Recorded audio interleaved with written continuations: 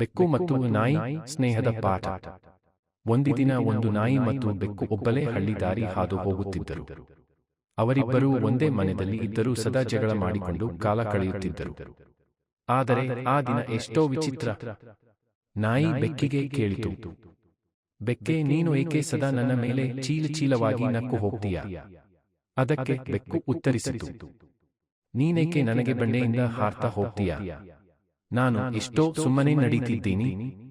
ಅವರಿಬ್ಬರ ಮಾತು ಜಗಳದ ರೂಪ ತಳೆದಾಗ ಹತ್ತಿರದ ಮರದ ಮೇಲೆ ಕುಳಿತಿದ್ದ ಉದ್ದುಬೇವು ಹಕ್ಕಿ ಕೇಳಿತು, ನೀವು ಇಬ್ಬರೂ ಒಂದೇ ಮನೆಯಲ್ಲಿ ಇದ್ದು ಸಹಜವಾಗಿ ಬಾಳೋಣ ಅನ್ನದೇ ಸದಾ ಜಗಳ ಏಕೆ?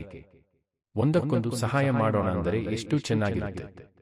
ಅದು ಕೇಳುತ್ತಿದ್ದಂತೆ ನಾಯಿ ಬೆಕ್ಕಿಗೆ ನೋಡಿತು, ಬೆಕ್ಕು ನಾಯಿಗೆ ನೋಡಿತು. ಅವರು ಒಂದು ನಿಮಿಷ ಶಾಂತವಾಗಿದ್ದರು.